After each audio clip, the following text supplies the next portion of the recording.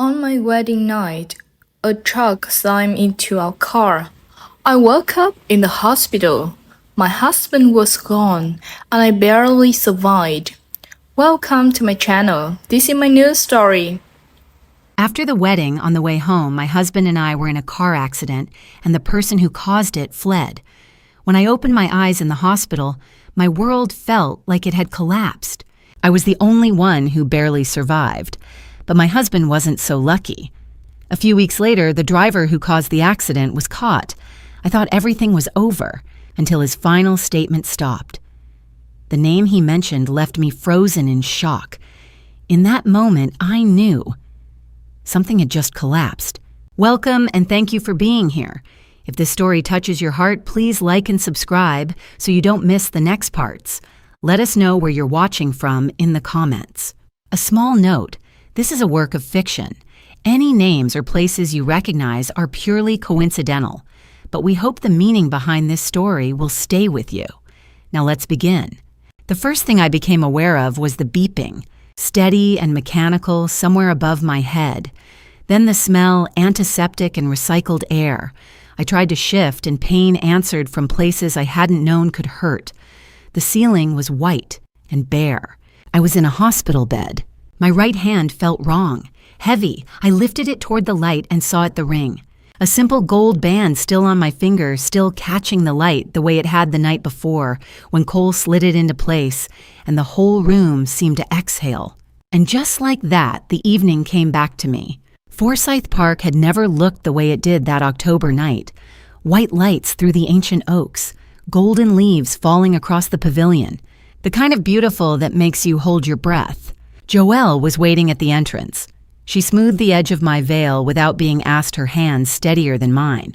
"You ready?" she asked. "More than anything," I told her. My father was just beyond the entrance. Dorian Elspeth stood with his shoulders back, expression composed, contained giving nothing away. He offered me his arm, and I took it.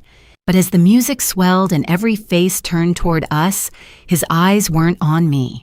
They were fixed somewhere to the left of everything, as if a private storm was moving through him that he hadn't invited me into. I told myself it was the weight of the moment. I believed it because believing it was easier than the alternative. Then I saw Cole, and the whole world narrowed to a single point.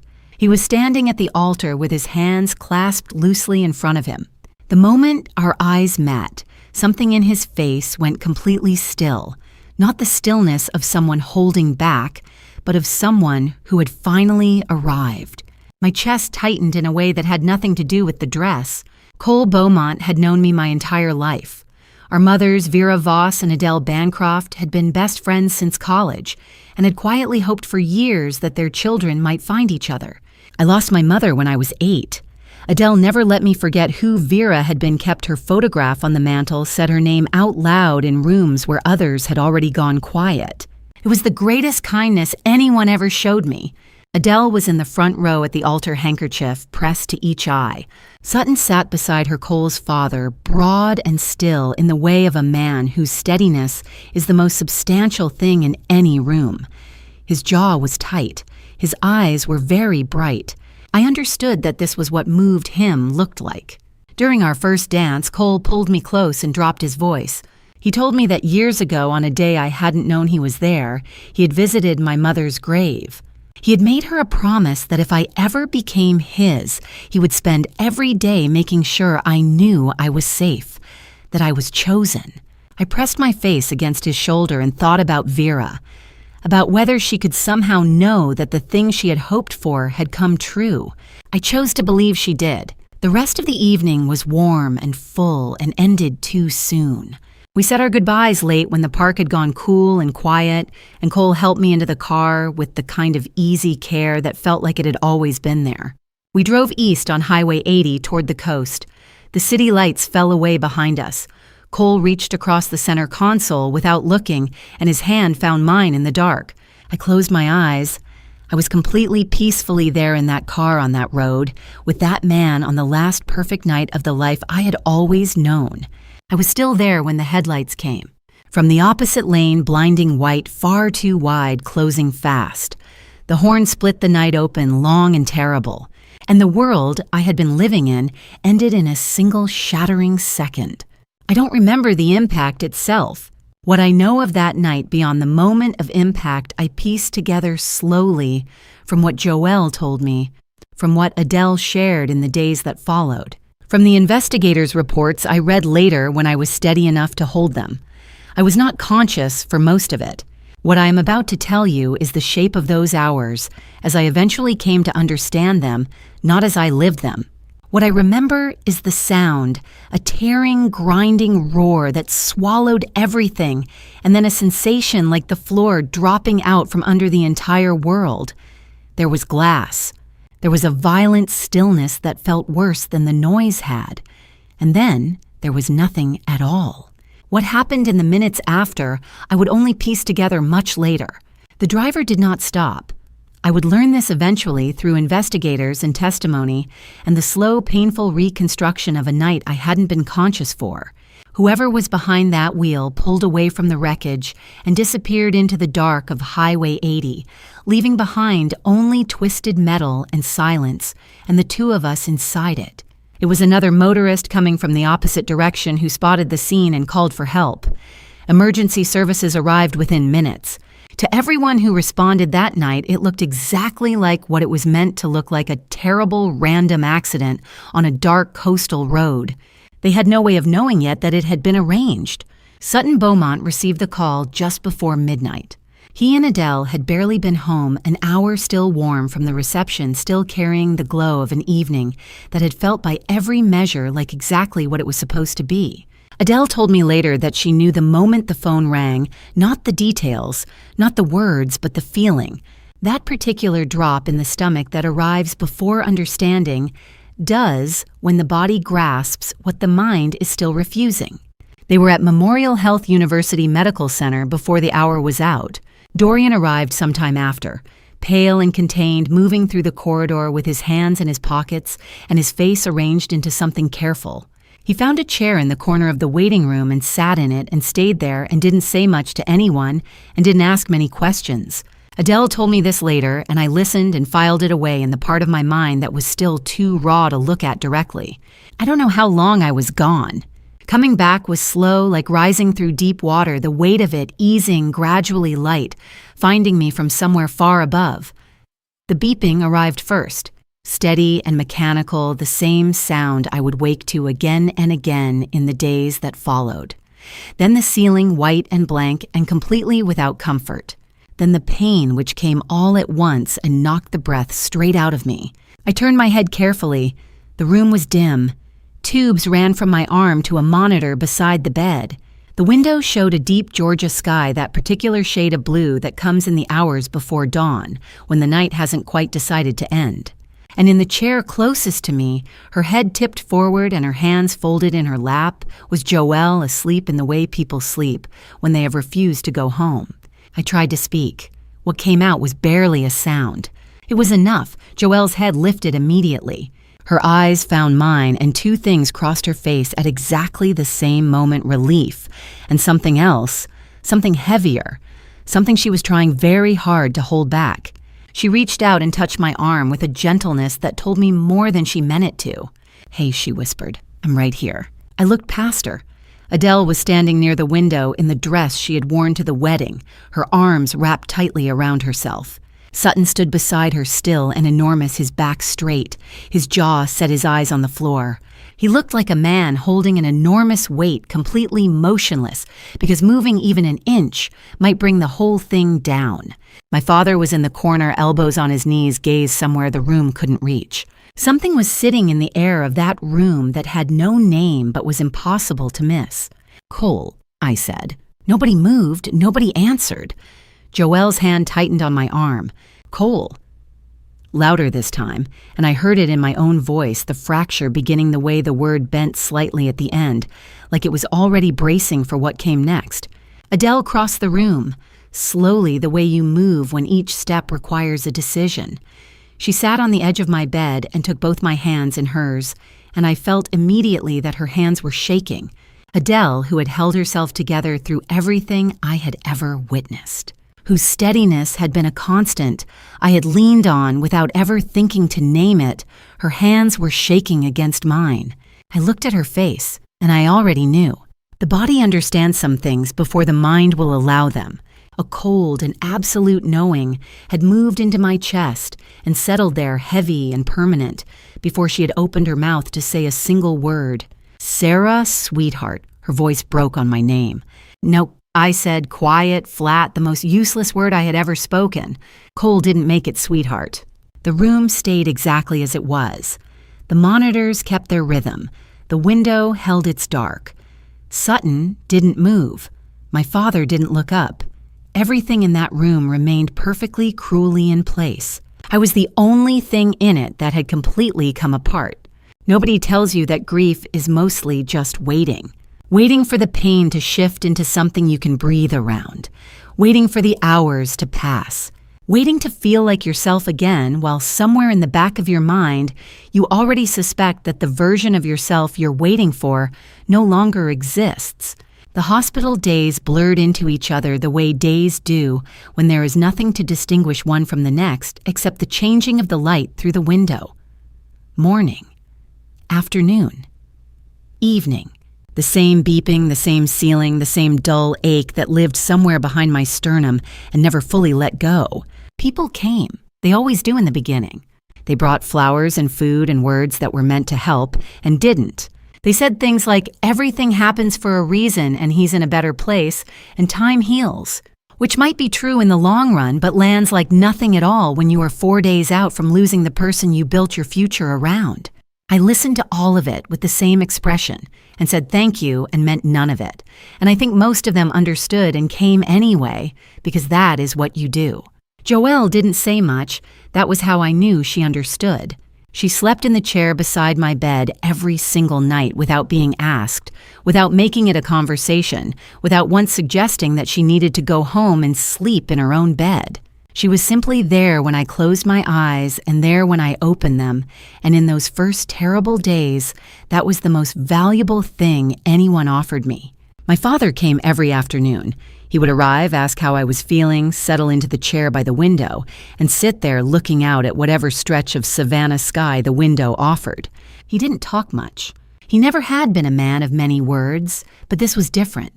This was a silence with texture to it, a silence that seemed to be working very hard at being nothing more than silence. I was too hollowed out to pull at it. I simply let him sit there and stare at his window and told myself that people grieve differently and that this was his way. Renata and Iris came on the third day. Renata swept into the room ahead of her daughter, already crying loud, gasping sobs that filled every corner of the space and drew the attention of the nurse in the corridor. She took my hands and told me she was so sorry that she couldn't believe it, that life was so cruel and so unfair, and she said all of it with the kind of feeling that seemed entirely genuine. I had no reason then to think otherwise. Iris stood behind her mother near the door. She was dry-eyed.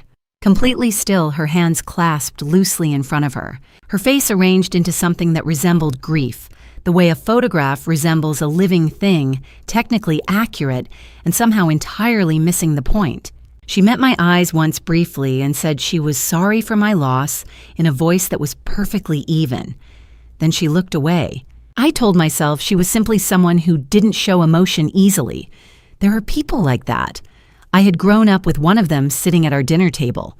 I filed it away and let it go because I had nothing left over for anything that wasn't survival. Bette Sinclair came on the fourth day. She had worked for our family since before I could remember, had packed my school lunches and ironed my father's shirts, and moved through our house with the quiet efficiency of someone who understood that the best service is the kind you don't notice. She was 60 years old and had never once in all the time I had known her made anything about herself. She came into the room without ceremony, set a small bundle of sweet olive branches on the bedside table, the kind that grew along the back fence of the Elspeth property, the same ones my mother had loved, and sat down in the chair beside me. She took my hand in both of hers and held it. She didn't speak. She didn't offer explanations or comfort or philosophy. She simply held on with the steady grip of someone who has seen enough of life to know that sometimes holding on is the whole of what's needed. She stayed for 40 minutes. When she finally stood to leave, she paused at the door and looked back at me with an expression I didn't have the capacity to read. At the time, something weighted and careful, like a person carrying something fragile across a long distance and trying very hard not to let it show. Then Iris passed her in the doorway, leaving ahead of Renata, and I watched Bet's eyes follow my stepsister down the corridor. Whatever was in Bet's face in that moment was not grief. It was not sympathy. It was something older and quieter and considerably more serious, and it was gone the instant she turned back and gave me a small composed nod and walked away. I was too broken to examine it. I let it go. On the sixth night, long after visiting hours had ended and the corridor outside had gone quiet, I heard Sutton's voice through the gap in the door. Low and deliberate, speaking to Adele in the way he spoke when he had already made up his mind about something and was simply informing her of the fact. "Something about this doesn't sit right," he said. "It hasn't from the beginning." I heard Adele ask him what he meant. He didn't answer her directly. What I heard instead, sometime in the deep quiet of 2 in the morning, was the sound of him stepping into the corridor and pressing the phone to his ear. "Silas." His voice was calm and absolute. "I need you in Savannah, tonight." He arrived on a Tuesday morning, 7 days after the wedding. I was sitting on the back porch of the Beaumont house on Bull Street when Sutton came to get me, still in yesterday's clothes, a cup of coffee gone cold on the railing beside me, watching the way the light moved through the old oak at the edge of the yard. I had been discharged from the hospital 2 days earlier and had come here because Adele asked me to. And because going back to the apartment Cole and I had been planning to share felt like something. I wasn't ready to survive yet. Sutton said there was someone he wanted me to meet. The man waiting in the front sitting room didn't look like much at first glance. Silas Becker was somewhere in his late 40s, lean and unhurried, with the kind of face that gave very little away, and eyes that were doing considerably more work than they appeared to be. He was dressed plainly. He stood when I walked in and shook my hand with a brevity that I appreciated. No lingering, no sympathy face, no careful adjustment of expression to signal that he understood this was difficult. He simply shook my hand and waited. Sutton explained who he was, a private investigator, someone he had worked with before and trusted completely. Someone he had called because certain things about the night of the accident had not settled right with him, and he intended to find out why. I looked at Silas, then I looked at Sutton. "I want to be part of this," I said. Sutton started to say something measured and protective, the kind of thing people say when they are trying to spare you from something. I didn't let him finish. "He was my husband," I said. "Whatever happened on that road happened to me too. This is my fight as much as it is yours." There was a pause. Sutton looked at me for a long moment with an expression I couldn't entirely read. Then he nodded once, and that was the end of it. Silas walked us through what he had found so far. The truck that had struck our vehicle had been registered to a company, a freight logistics operation, with an address in another state.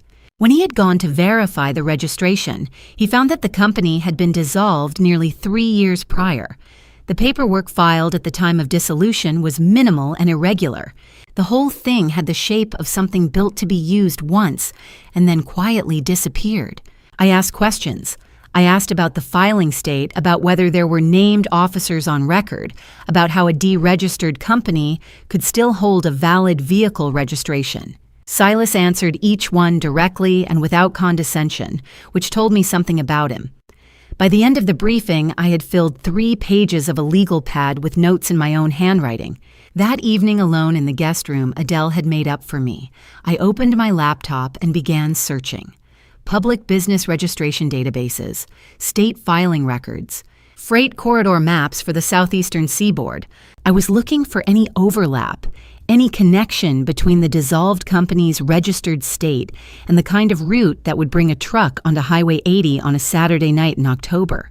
I found nothing conclusive.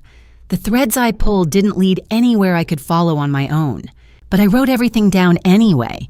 Every dead end, every partial match, every question the search raised that I couldn't answer. I wrote it all down in the same legal pad, and I brought it to Silas the next morning before he had finished his first cup of coffee. He looked through my notes without speaking, turned each page carefully. didn't dismiss a single line. It was also that morning that Detective Sam Whitaker from the Savannah Police Department came by the house. He was 40 years old, steady and precise in the way of someone who had learned to move carefully through rooms where people were grieving. He had been reviewing the crash site report and had found several details that didn't align with a standard roadway collision. The angle of impact, the speed indicated by the damage pattern, the absence of any braking evidence from the truck prior to contact. "We're treating this as an open investigation," he told Sutton in a tone that was professional, without being cold. "I want to be straightforward with you about where we are." I appreciated that he spoke to both of us. By the end of that second day, the shape of something was beginning to form, not clearly, not with any certainty, but with the particular weight of a thing that is real, even before you can prove it. Silas sat across from me at the kitchen table that evening and said it plainly. "This was not an accident," he said. "The evidence points to something deliberate, something arranged." The word arranged landed in the room and stayed there. I had been turning something over in my mind since the briefing the day before, a detail that had snagged somewhere and wouldn't let go. I thought about the route Cole and I had taken, Highway 80 East, toward Tybee Island. It wasn't the most direct road home from Forsyth Park. It was the scenic route, the one Cole always preferred, the one we had driven together a dozen times. Nobody outside our closest circle would have known we would take it that night. I looked at Silas across the table. "Planned by someone who knew our exact route," I said. He looked at me for a moment. Then he looked down at the legal pad of notes I had brought him that morning, still sitting open on the table between us. He did not dismiss what I had said. He picked up his pen and wrote something down. Moving into the Beaumont house on Bull Street was not a decision I made so much as a thing that simply happened the way certain things happen in the aftermath of catastrophe, not chosen exactly, but accepted because the alternative required more of yourself than you currently had to give. Adele had made up the guest room without being asked. Fresh linens, a lamp on the nightstand, a glass of water. The small practical kindnesses of a woman who understood that what I needed most was not to be fussed over, but to have somewhere to put my feet that felt like it would hold. I was not resting. I want to be clear about that. I was at the kitchen table every morning with my legal pad and my notes and whatever Silas had shared the previous day, working through the timeline the way you work through a problem you are determined to solve. But I was also watching. Silas had told me that the person who arranged the crash knew our exact route that night. That knowledge lived inside me now like a splinter, specific, located, impossible to stop pressing against. My father came by on the third afternoon. He arrived with coffee from a place on Drayton Street, the kind of gesture that was entirely characteristic of him, thoughtful, in the small, practical way, without requiring anything in return. We sat on the back porch and he asked about the investigation in the careful peripheral way of someone who wants to seem interested without getting close to the center of something. Every time I brought Silas's name into the conversation, every time I mentioned the truck registration or the shell company or the camera footage, Dorian shifted. Not dramatically, not in a way I could have pointed to and named. He would redirect to the garden or to something Adele had said or to a memory of Cole that was completely genuine and completely beside the point. I watched his hands while he talked. I wrote it down afterward. Dorian changes subject when investigation mentioned. Eyes move left. Holds mug tighter. I did not know yet what to do with it. Renata and Iris came the following morning. This visit was different from the hospital. There, Renata had swept through the door with her grief fully expressed and impossible to ignore. Here in the more composed setting of the Beaumont sitting room, she was subdued, appropriate, careful, the picture of a stepmother navigating a difficult family moment with sensitivity. She asked about my recovery. She asked about the investigation in a tone that was precisely calibrated to sound concerned without sounding curious. She stayed 40 minutes and said nothing that I could pull at afterward. Iris said less. She sat in the chair nearest the door, which I noticed, and watched the room with that particular quality of attention. She had not engagement, not interest, but inventory, as though she was cataloging what was present and what was not. She expressed condolences that were grammatically correct and emotionally inert. When Renata stood to leave, Iris stood with her. After they had gone, Joelle came and sat beside me on the sofa. "I need to tell you something," she said. I've been trying to figure out when to say it. She had been at the wedding the entire evening. She knew the venue, knew the layout, knew where people had been standing at various points throughout the night. And in the final 20 minutes before Cole and I had said our goodbyes and gotten into the car, she'd gone outside for air, the side terrace, the one that looked out over the park. And standing at the far end of it, partially screened by one of the old oaks, was Iris' phone pressed hard against her ear, speaking in a voice low enough that Joelle couldn't make out the words, but sharp enough that she could read the posture. Tense, urgent, the body language of someone who needed the call to go a particular way. "Did you see who she was talking to?" I asked. "No," she had her back to me. When she heard me come out, she hung up and walked back inside without looking at me. "What time was this?" Joelle thought. "Maybe 15 minutes before you two left." I sat with that. That evening I called Iris. I kept my voice easy. I asked how she was holding up, whether she was sleeping, whether there was anything she needed. I listened to her answers the way Silas had taught me to listen to things not for what was said, but for what was arranged around it. Her responses were smooth, practiced almost. She asked the right questions in the right order. And then near the end of the call, she said, "How is the investigation going? Are they making any progress? Not how are you holding up? Not is there anything I can do? The investigation." That was the thing she wanted to know about. I told her nothing had been confirmed yet. I kept my voice even. I said goodnight and I set the phone down on the kitchen table and I looked across at Joelle, who had been watching my face the entire time. "She asked about the investigation," I said, "not about me." Joelle was quiet for a moment. "What does that mean?" "I don't know yet," I said, "but I'm going to find out." Bet was in the kitchen doorway clearing a nearby tray. Joelle said Iris's name once more, repeating it for clarity, the way you do when you're thinking something through out loud, and I saw it.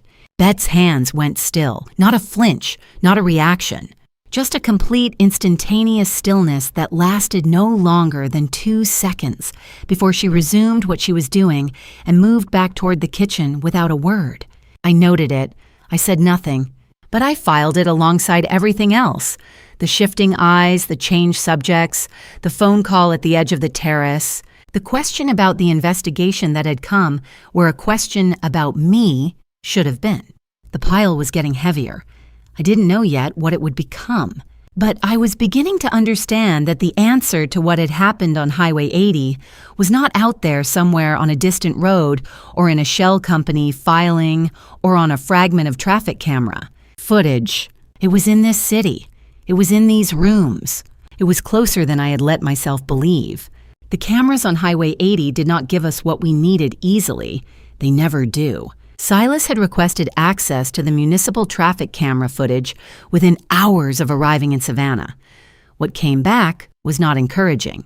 The camera positioned closest to the crash site had been operating at reduced capacity that night, a maintenance issue that had been logged but not yet repaired, which meant the footage from that particular angle was grainy and fragmented, the kind of image where shapes were visible, but details dissolved into noise the moment you tried to isolate them. The truck was there. You could see the mass of it, the general outline. The plates were not readable. He told us this on the third morning, sitting at the kitchen table on Bull Street with his laptop open and his expression carefully neutral. I watched him scroll through frame after frame of gray, degraded footage and felt the particular frustration of being very close to something and completely unable to reach it. "What about the other cameras?" I asked. "There are intersections all the way back toward the city. If the truck came from downtown, it would have passed at least 4 or 5 of them." Silas looked at me. "That's exactly what I'm working on. It took 2 more days."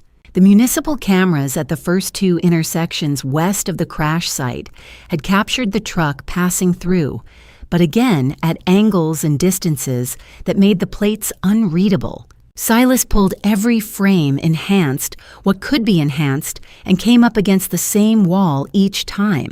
The truck had been chosen deliberately, I realized later, an older model without the reflective plate coating that newer vehicles carry on a route where the lighting was worst.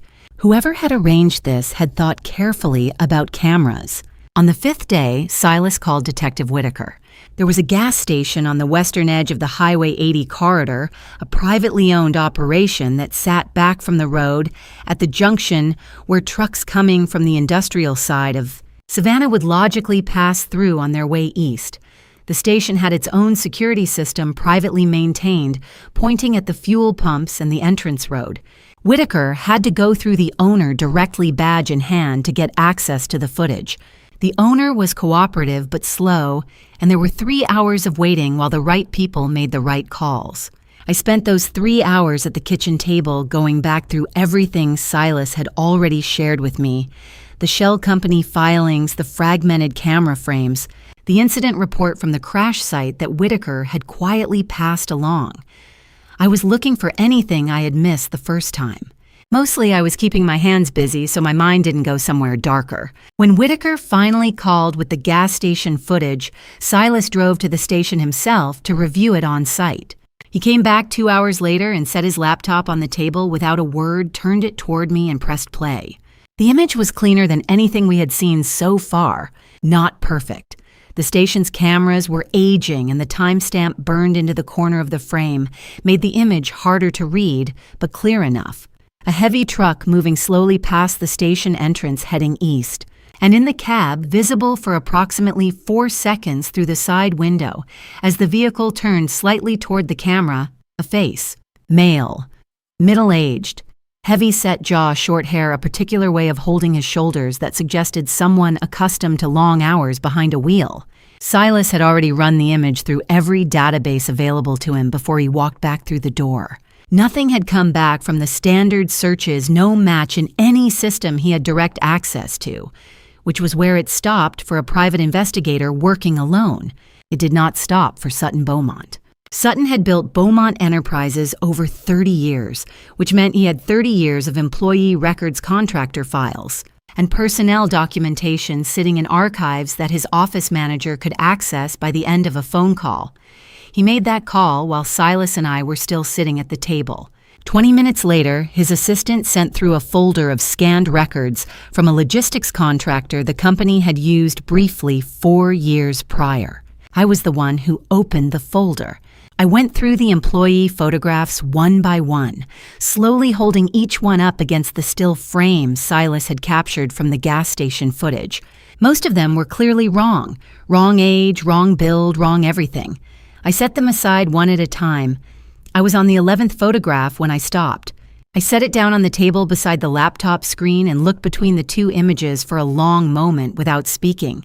"Silas," I said. He leaned over, looked at the photograph, looked at the screen, said nothing for several seconds. The name printed beneath the photograph was Hank Grover, 42 years old. Former freight driver employed by the logistics contractor for 14 months before being let go, following a cargo incident that had resulted in a formal dispute with Beaumont Enterprises. According to the file, the dispute had not been resolved to his satisfaction. According to a note added by the HR manager at the time, he had made his feelings about the outcome known in terms that were sufficiently concerning to warrant documentation. He had known the company. He had known the name. And someone had known that about him and had found him and had used it. Silas cross-referenced the name against a current address database and came back with a rental listing on Wheaton Street registered 8 months ago, 12 minutes from where we were sitting. I was already reaching for my jacket. Silas and Whitaker arrived ahead of us. By the time Sutton and I reached Wheaton Street, they were standing in the open doorway of the apartment with the particular stillness of people who have found what they came for and discovered it is already gone. The room was empty, stripped in haste but stripped thoroughly. Bare, mattress-open drawers, a coffee mug half-rinsed in the sink that Whitaker said was still faintly warm. Grover had left within the last few hours. Someone had warned him. I stepped inside without asking permission. The main room gave me nothing. Neither did the kitchen. But the dresser against the wall caught my attention.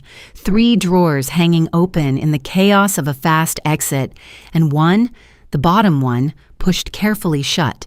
In a room where everything else had been left mid-motion, that single closed drawer sat wrong. I crouched down and pulled it open. Empty, except that it wasn't because the drawer caught at the back, and when I ran my hand along the interior, I felt it. Something flat and rectangular wedged into the gap between the casing and the back panel. A prepaid phone, cracked screen gas station brand bought with cash by someone who didn't want a record. I pressed the power button. One contact saved. No name, just a number. I photographed the screen carefully before I handed it to Whitaker. He looked at the image, then at me. "Good eye," he said. I didn't answer. I was thinking about who that number belonged to and why Hank Grover had thought it was worth hiding before he ran. I only learned what happened next much later through testimony, through evidence, through the slow and painful process of reconstructing a night I hadn't been present for.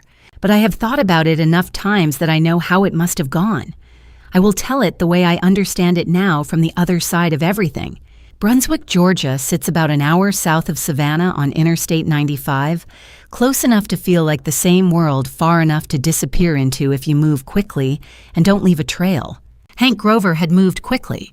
He checked into a motel off Highway 17 sometime in the early hours of the morning, paying cash at the front desk for a room at the end of the row. The kind of room that faces the parking lot and has a bolt on the inside of the door that you can throw without thinking about it. He would have sat in that room for a while, I think, working through the math of his situation. He had done what he had been paid to do. The money had come through before the job the way it always did in arrangements like this, one clean and untraceable. Through the intermediary account he used for work he didn't advertise. But now the people who had hired him had a problem, and a problem like that had a way of becoming his problem too if he wasn't careful.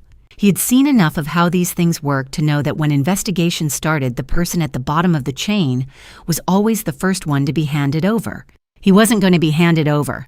Somewhere in those first hours in that Brunswick motel room, Hank Grover made a decision.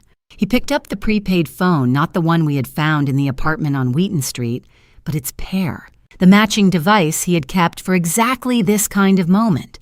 And he sent a message to the only number he had for the person who had arranged his payment. The message was short. The number was not.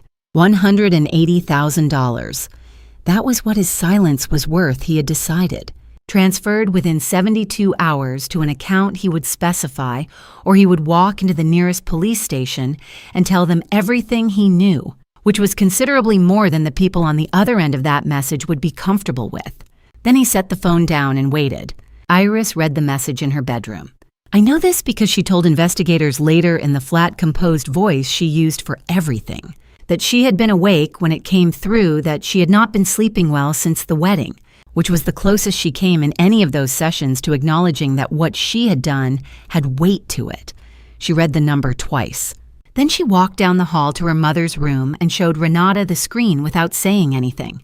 Renata read it again, set the phone down on the nightstand, and pressed both hands flat against the surface of the bed and breathed. They went to Dorian that same night. It was late past midnight when they knocked on his study door. My father had always been a man who kept unusual hours, who did his clearest thinking in the silence after the rest of the house had gone quiet. He would have been at his desk when they came in. He would have looked up from whatever he was doing and read something in their faces before either of them spoke. Renata laid it out for him.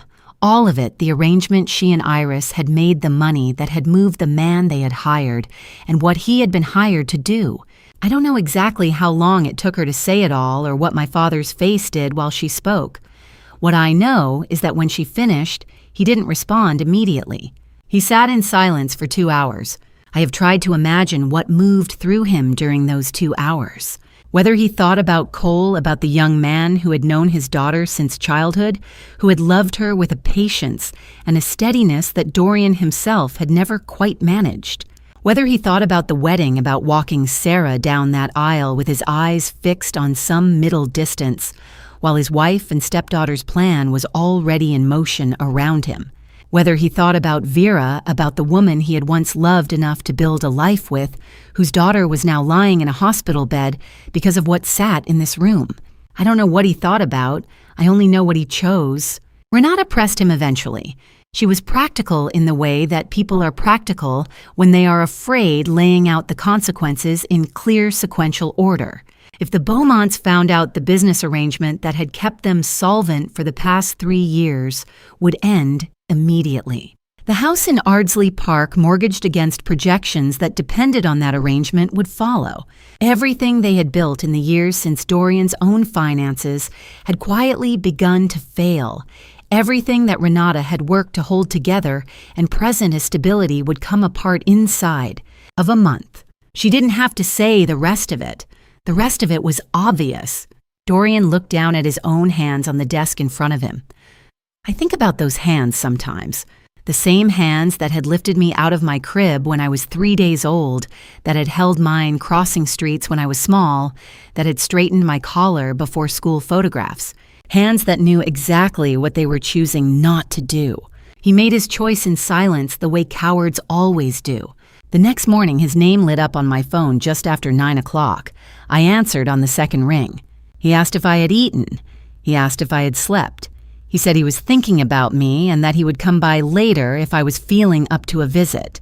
His voice was perfectly steady, warm, in the careful, measured way it always was, giving nothing away, asking for nothing in return. I told him I was managing. I told him I would see him later. I didn't know then what the night before had cost him to perform that phone call. I didn't know that while I had been lying awake in the Beaumont guest room running through camera footage and shell company records and the single saved number on a prepaid phone. My father had been sitting in his study choosing with full knowledge and clear eyes to let me drown. I had been watching Bet for days. Obviously not the way you watch someone when you want them to know you're watching. The quiet way. The way I had learned to observe things since the night on Highway 80 had taught me that the most important information rarely announces itself. Bet moved through the Beaumont house with her usual efficiency, arriving each morning, working through her routines, leaving in the early afternoon without fanfare. But I had cataloged every moment since the tea things, the stillness of her hands, when Joelle said Iris's name, the careful way she had composed herself before turning back to face the room, the small and deliberate nod she had given me before walking away. Bet Sinclair knew something, and she had been carrying it alone for long enough. I chose a Tuesday afternoon when the house was quiet and Adele had gone to an appointment and Sutton was on calls in his office. I found Bet in the kitchen working through a methodical cleaning of the lower cabinets, the kind of task that takes time and keeps the hands busy. I pulled out a chair at the kitchen table and sat down and didn't pretend I was there for any other reason. "Tell me about my mother," I said. Bet looked up from the cabinet. She held my gaze for a moment, reading something in my face, and then she sat back on her heels and was quiet for a little while. "What would you like to know?" she asked carefully. "What the house was like after she passed," I said. "What it felt like in those first years. What changed when my father remarried." I kept my voice even and unhurried. I was not asking about Iris. I was not asking about the night of the wedding or the investigation or any of the things that might cause her to close.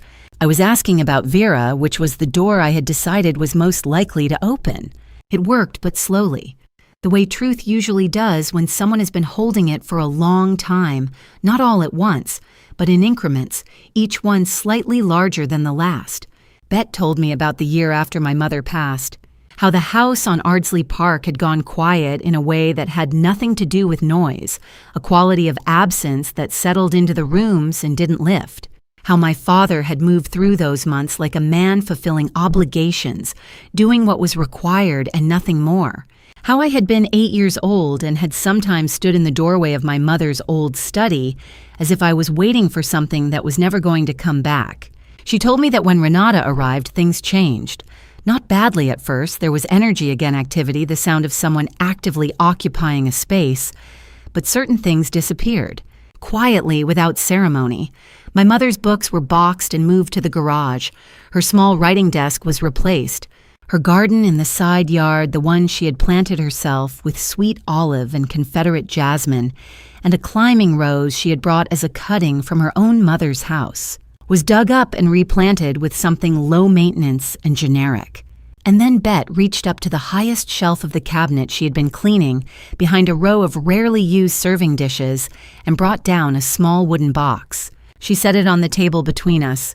It was about the size of a shoebox made of dark-stained cedar with a simple brass clasp on the front. unremarkable to look at.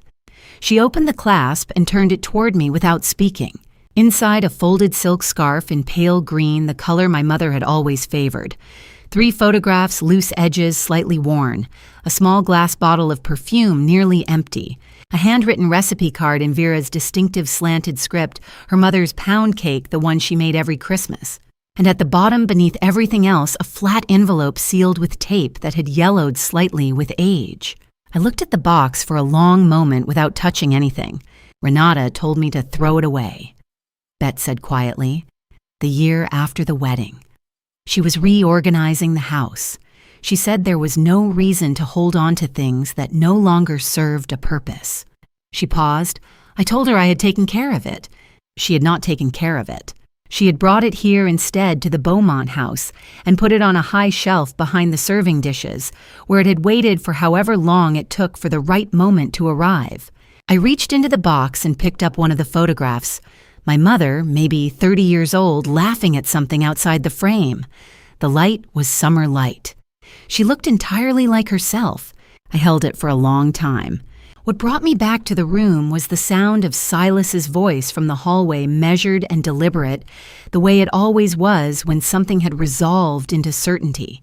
He appeared in the kitchen doorway with his laptop under one arm and a printed page in his hand, and he looked between Bet and me with an expression that said he would explain himself as soon as I was ready. I nodded at him to go ahead. He set the printed page on the table, a bank transaction record formally formatted with account numbers and routing information, and a transfer date printed clearly at the top. The number at the center of the page was $75,000. Silas had traced the prepaid phone number through 3 layers of accounts before the chain resolved. The money had originated in an account registered under the name Renata Harlow, not a business account, a personal one opened at a small credit union on the south side of Savannah. From there, it had moved to an intermediary account in Brunswick, Georgia, where it had sat for 4 days before being withdrawn in portions that kept each transaction below the reporting threshold. The transfer had been initiated 3 weeks before the wedding. Sutton came in from the hallway as Silas was finishing. He picked up the printed page and read it through once. Then he read it again. The room was very quiet. He set the page down on the table and looked up slowly. When his eyes found the name at the top of the transfer record, something in his face went absolutely still. "Brunswick," he said. I was already on my feet. That's where Hank Grover went. The word hung in the room for exactly 3 seconds before I said what everyone already knew I was going to say. "I want to go with them." Silas set his jacket down on the back of the chair. Whitaker, who had come over within the hour after Silas called him with the bank record, looked at me with the measured patience of someone who had navigated this particular conversation before the conversation where the person most affected by a situation insists on being present for the part where something is finally done about it. "I understand why you want to," Whitaker said, "but I can't allow it." I had expected this. I had a response prepared. He arranged what happened to my husband, to me. I have been working this investigation alongside Silas for 2 weeks. I found the phone in that apartment. I matched the photograph that gave us his name. I have more than earned the right to be in that room when you find him. Whitaker listened to all of it without interrupting, which I respected. Then he explained in the same measured tone that Georgia law was unambiguous on this point. A victim or interested party could not be present at an active arrest and could not be in the room during a formal interrogation. It wasn't a matter of what I had earned or what I deserved. It was a matter of what would hold up in court when this went to trial, which it would, and which required that every step between here and there be done correctly. A defense attorney would need only one procedural irregularity to complicate everything they had built. I knew he was right. I hated that he was right. "Then I want your word," I said. "Both of you. The moment you're back, you tell me everything. Not a summary. Not what you think I need to hear. Everything." Silas looked at me steadily. "You have my word." Whitaker nodded once. That was enough. I watched their cars pull away from Bull Street, and then I went back inside and did the only thing I could think to do, with 2 hours and an excess of adrenaline that had nowhere useful to go. I cleared the kitchen table completely and spread everything out across it. My legal pads, 4 of them now filled front and back with notes in my own handwriting. The photograph I had taken of the prepaid phone screen printed out and annotated in the margins. A timeline I had been building privately since the first night in this house, charting every piece of information we had gathered against the dates it corresponded to, looking for gaps and overlaps and the places where the shape of things revealed something the individual pieces didn't. I went through all of it again from the beginning. I was looking for what I had missed. There is always something in any investigation that the people closest to it overlook precisely because they are too close some detail that sits in plain sight and goes unread because it doesn't match the shape of what you expect to find. I read every page slowly. I checked every date against every other date. I followed every thread back to its origin point and then forward again to wherever it currently ended. By the time Silas's car turned back onto Bull Street, I had been at that table for just over 2 hours, and I had not found what I was looking for. But I had found something else, a small discrepancy in the timeline around the wedding rehearsal dinner, a detail about my father's schedule that week that didn't quite align with what he had told me afterward. I wrote it down in the margin of the 4th legal pad and drew a circle around it and told myself it was probably nothing. Silas came in through the kitchen door. He sat down across from me without taking his jacket off, which told me he wasn't planning to stay long, and he looked at me in a way that said he remembered his promise and intended to keep it. He told me everything. They had found Hank Grover exactly where the motel registration placed him, room 11, end of the row, facing the parking lot, bolt, thrown on the inside. It had taken Whitaker's badge and a local Brunswick officer to get the motel manager to confirm the registration without tipping anyone off. When they knocked, there was a pause long enough to make Silas wonder if Grover had a secondary exit he had scouted in advance. Then the bolt slid back and the door opened and the man standing in the frame looked exactly like someone who had been waiting for this knock since the moment he left Savannah. He did not resist. He came with them quietly, the behavior of a man who had already calculated that cooperation was his best remaining option. At the Savannah Police Department on Habersham Street, with a public defender present and the recording running, Hank Grover did not speak immediately. Silas told me there had been a pause, a long one. Grover sat there with his hands folded on the table, eyes lowered, saying nothing while his attorney spoke for him. There were terms discussed, conditions, what he was willing to provide and what he expected in return. Only after negotiating reduced charges in exchange for full cooperation did he begin to talk. He had been approached 4 months before the wedding. The contact had come through a channel connected to his work history, someone who knew about the Beaumont cargo incident, who knew about the dispute that had followed, who knew that he carried a grievance and needed money and had a particular set of skills that could be useful. That someone was Iris Elspeth. The money had come from Renata Harlow, $75,000 through the intermediary account, with the remainder promised on completion. He had been given the car's details, the likely route, the timing. He had been told that the job was the car. He confirmed when Whitaker asked him directly that he had known there were 2 people inside. He said it without looking up from the table. When Silas finished, the kitchen was very quiet. Iris or Renata? I turned the names over in my mind and felt the full weight of them for the first time, not as suspects in an abstract investigation, but as people I had known my whole life. People who had sat in the front row of my wedding. People who had come to my hospital room and held my hands and said they were sorry. Whitaker had issued a warrant for the Elspeth residence. I sat with that information and let it settle. And then quietly, underneath everything else, something else began to move. Not a thought, yet not anything I could point to. Just a feeling. A cold and shapeless dread that had my father's name attached to it, though I had no reason yet that I could have written down and shown to anyone. I pulled the 4th legal pad toward me, looked at the circled note in the margin. I didn't know yet what it meant, but I was beginning to wonder.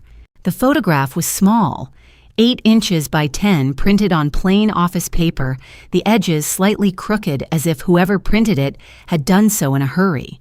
Silas set it on the dining room table at the Beaumont house without ceremony, without preamble. He simply placed it down and took a step back. I stared at it. My father's face stared back.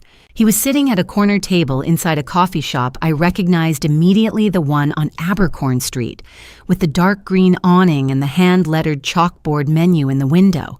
I had walked past that place 100 times. I had bought coffee there on my way to see Cole. The chair my father sat in faced the door the way he always preferred. His hands were wrapped around a ceramic mug. He looked relaxed.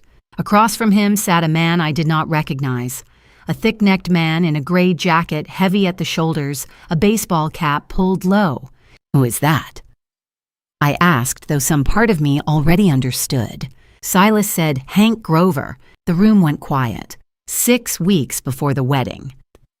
Whitaker added, pulling out a second sheet of page from Hank's statement. Grover disclosed the meeting voluntarily once he understood cooperation worked in his favor. He says Renata Harlow arranged the introduction, framed it to your father as a financial consultation, a man who handled certain kinds of sensitive logistics. Dorian Elspeth met with him for 40 minutes. I pressed my fingertip against the photograph, against my father's face. He knew who Hank was, I said. My voice came out steadier than I expected. Silas hesitated.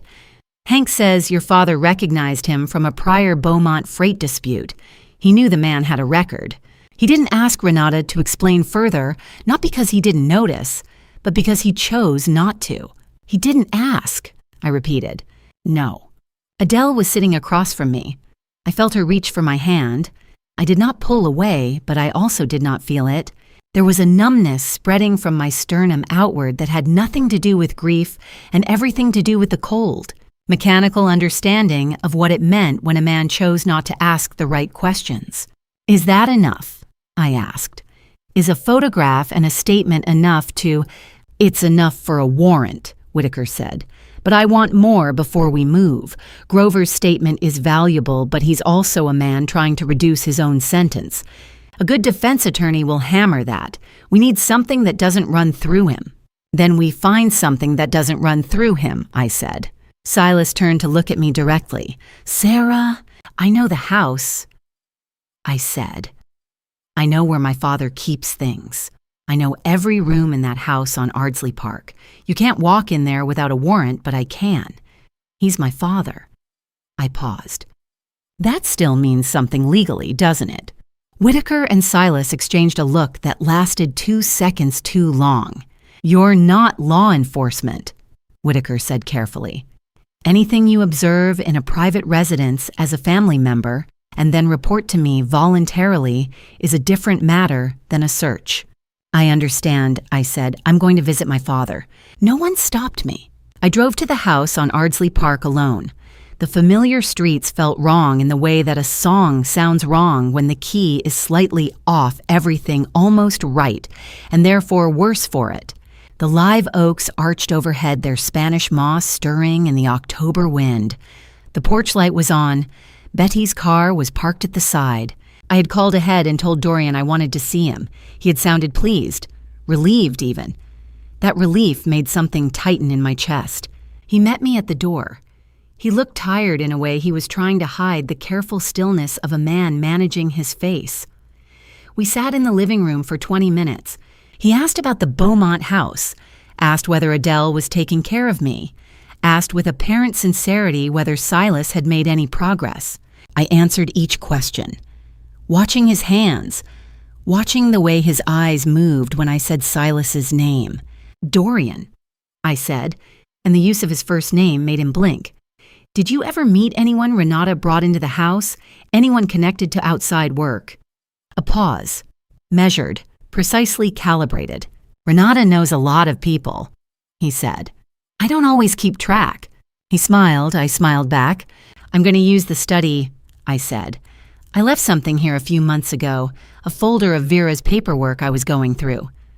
The lie came easily, which surprised me. Of course, he said, take your time. The study smelled the way it always had, old leather and cedar, and the faint memory of pipe tobacco from a habit my father gave up before I was born. The bookshelves ran floor to ceiling on 3 walls, a globe on the corner of the desk that I had spun as a child, a brass desk lamp. The familiar sight of it all made my throat tighten in a way the photograph at the Beaumont house had not. I moved methodically. Not quickly, I could not afford to look hurried if he walked in. I checked the surface of the desk first. A date book. A legal pad with notes about a property tax appeal. A pen holder. Nothing. I checked the side drawer. Utility bills. A checkbook. A restaurant receipt. I checked the center drawer. Pens, a stapler, a small calculator. The bottom drawer stuck slightly the way it always had in humid weather. I eased it open. Manila folders. Old contracts. A leather-bound address book so worn the corners had softened into curves. I almost missed it.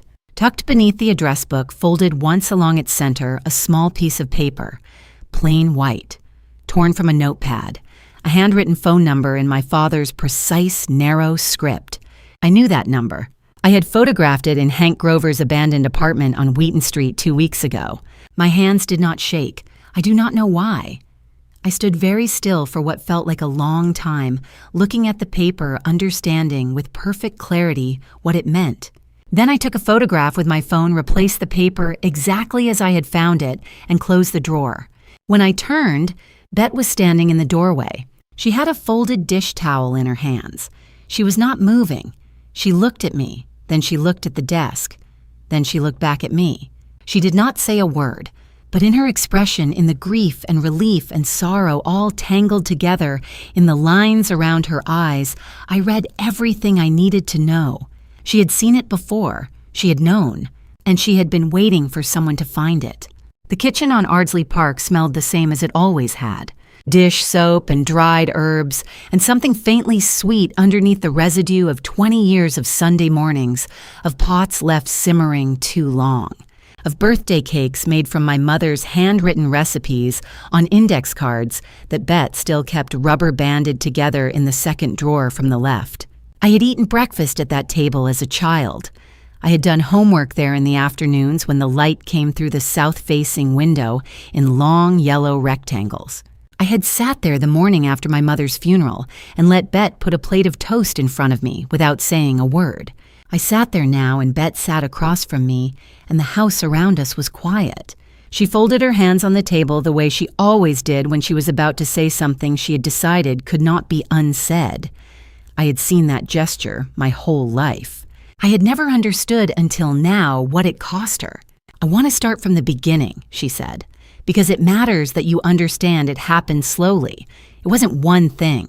It was 100 small things, and by the time I understood what I was looking at, I was already in the middle of it." "Tell me," I said. And she did. "It began," she said, "with the money.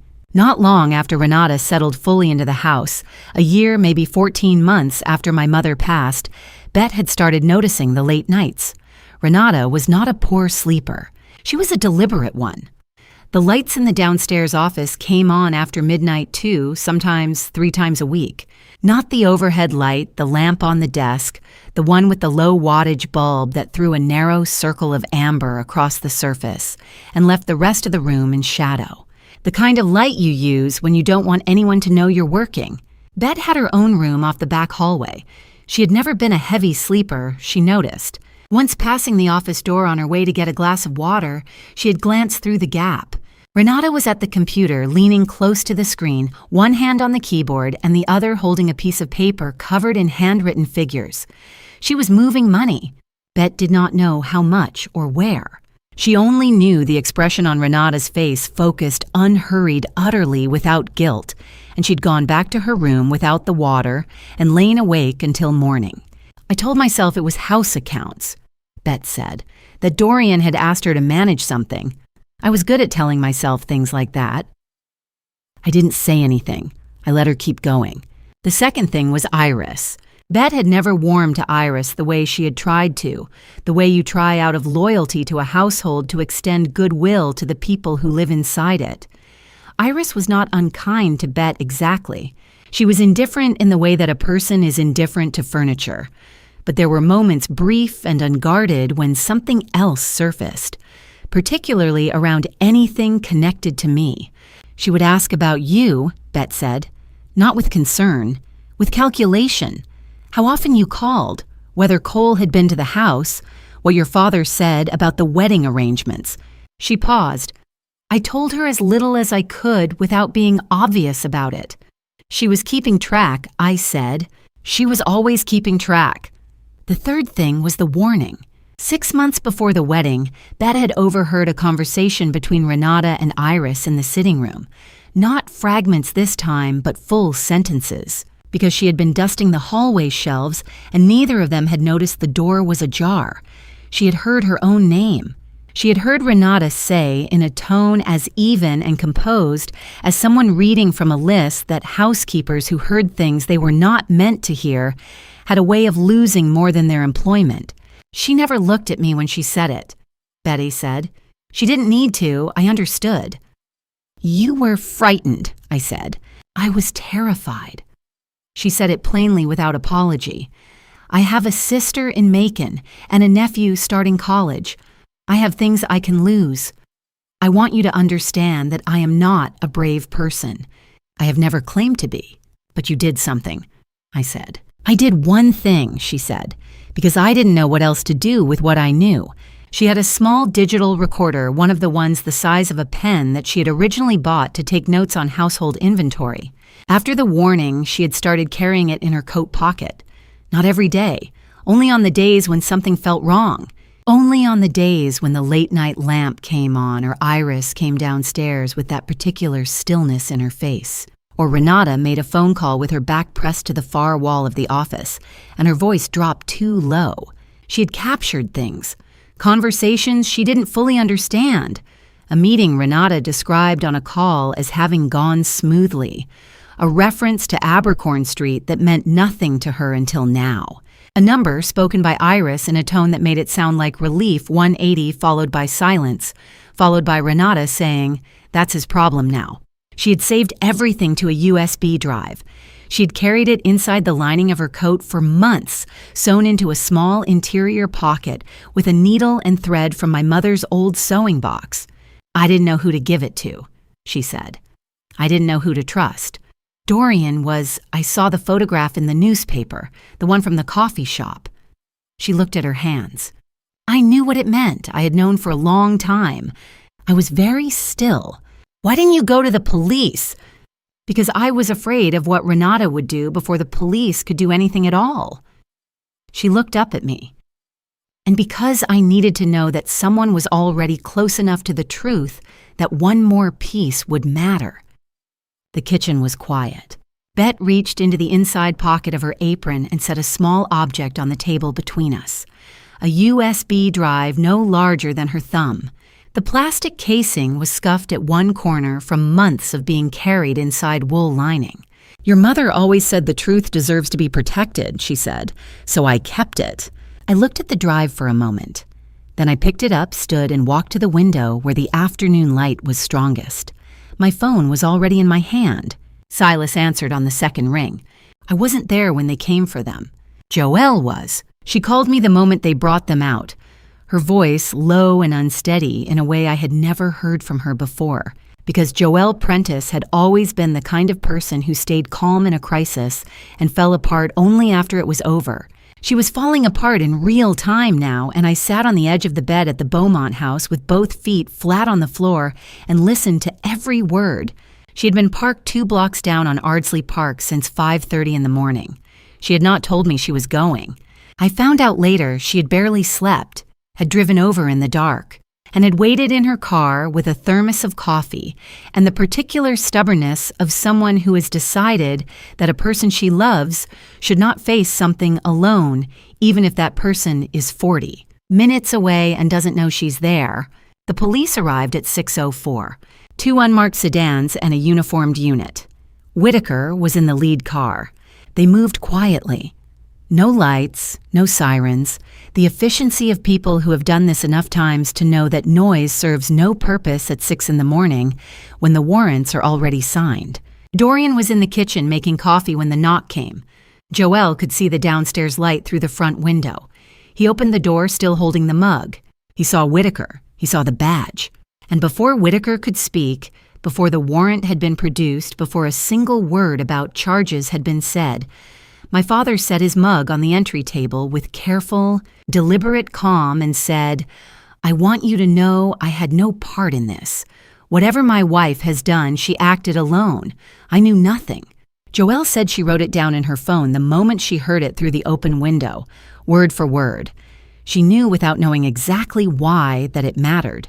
Renata came downstairs 2 minutes later. She was dressed. Joelle thought that was the detail that stayed with her, longest afterward that Renata was fully dressed at 6 in the morning, as though she had not been sleeping, or as though some part of her had been expecting this for days and had decided to meet it with her shoes on. She opened the door wider. She looked at Whitaker without flinching. "I'll make a full statement," she said. "I'll cooperate completely. My daughter had no involvement in any of this. She knew nothing." Whitaker said, "Ma'am, I need you to step outside." Renata stepped outside. Iris was the last one down. Joelle heard her before she saw her footsteps on the stairs, fast and uneven, the sound of someone jolted from sleep and still assembling themselves. She came to the doorway in a gray sweatshirt and bare feet, hair loose, and the moment she saw the uniforms on the front porch, she stopped cold. "What is this?" she said. Her voice had an edge to it that was not quite fear. It was something harder than fear. "What are you doing here?" Whitaker turned. "Iris Elspeth, I have a warrant for your arrest in connection with the incident on Highway 80 on No." The word came out flat and final. "No. You have the wrong person. You have nothing. Whatever he told you."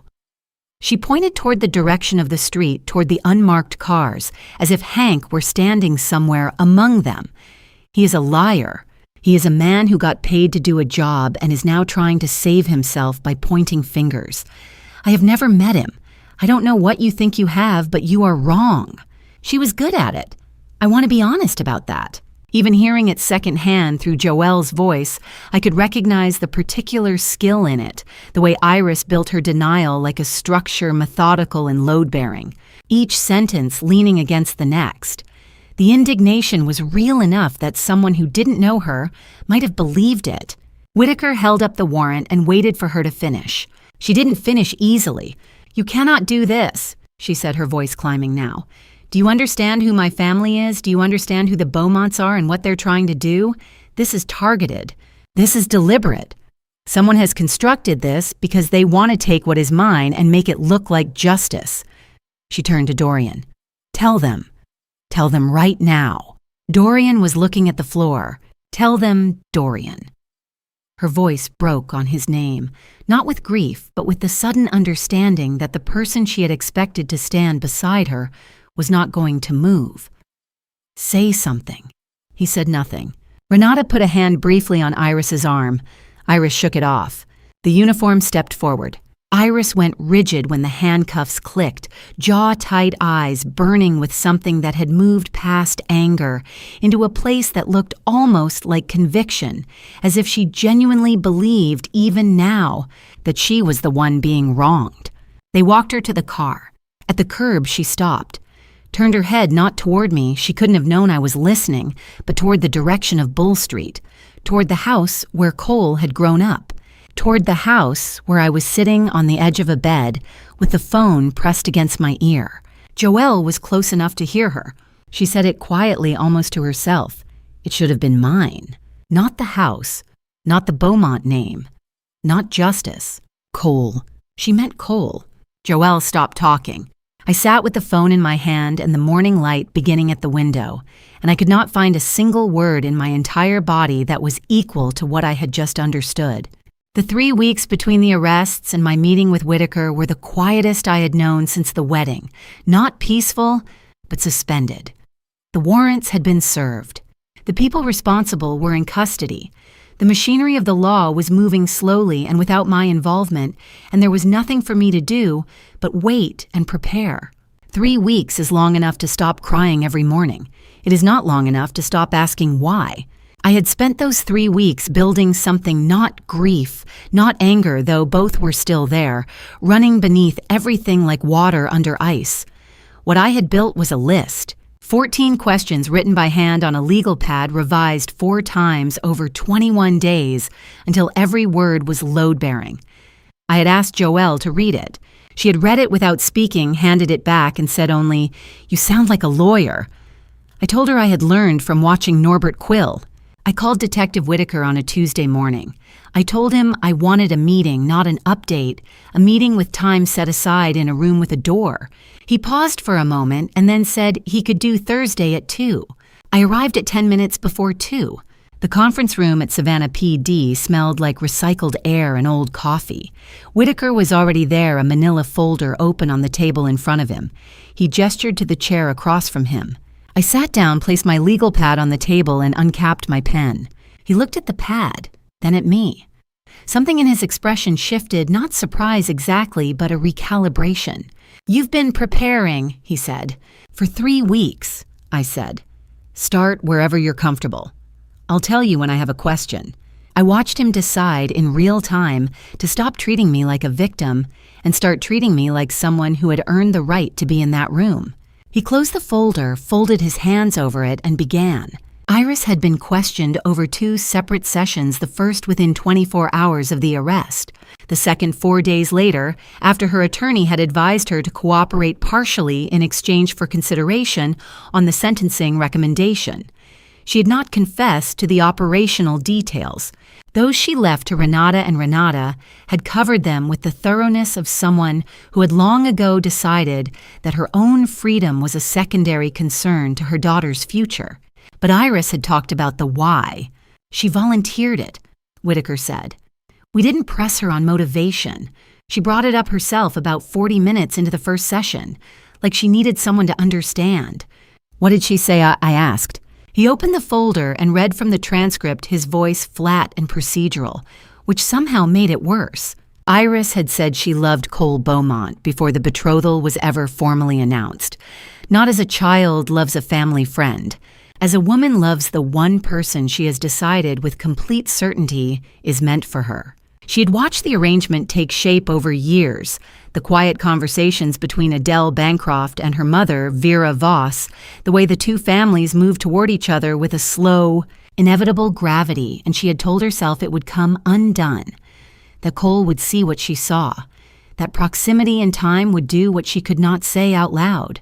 When the Beaumont family refused her not once, but consistently quietly, and with the particular politeness that is more final than any argument, something had shifted in her. She used the word repositioned, Whitaker said, glancing up from the transcript. She said her understanding of what was fair got repositioned. I wrote the word down. I stared at it. "Keep going," I said. She had told the investigator that I had been handed everything without reaching for it. The name, the connection, the company my mother had built. The man who had grown up beside me, who had made a promise at a grave that was never hers to claim. She had said it without rage, which Whitaker noted in his own report as more unsettling than if she had screamed. She said it the way someone states a mathematical fact. You were given the sum. I was never given the equation. I set my pen down. She actually said that, I said. It was not a question. Word for word, Whitaker said. I looked at the wall behind him for a moment. There was a window there, high and narrow, and through it a rectangle of November sky gray, and even and entirely indifferent to everything happening in this room. I breathed through it. I had promised myself I would not fall apart in this building, and I kept that promise. But it cost me something. Did she say anything about wanting the company? I asked. Vera and company specifically. Whitaker turned a page, then another. I watched his finger move down the transcript. Not by name, he said slowly. But she said, he found the line. She said that your mother had built something that should have stayed in the family.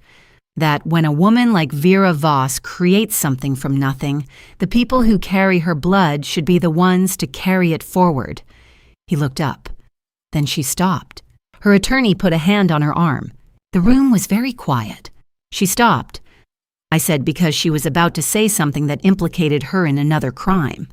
Whitaker met my eyes. He did not confirm it. He did not need to. Did she say anything else about an inheritance? I asked. About my mother's estate, specifically, assets, a will, anything. He flipped to the second session transcript, scanned, stopped. Actually, yes. He turned the folder to face me, pointing to a single highlighted line. She mentioned an inheritance.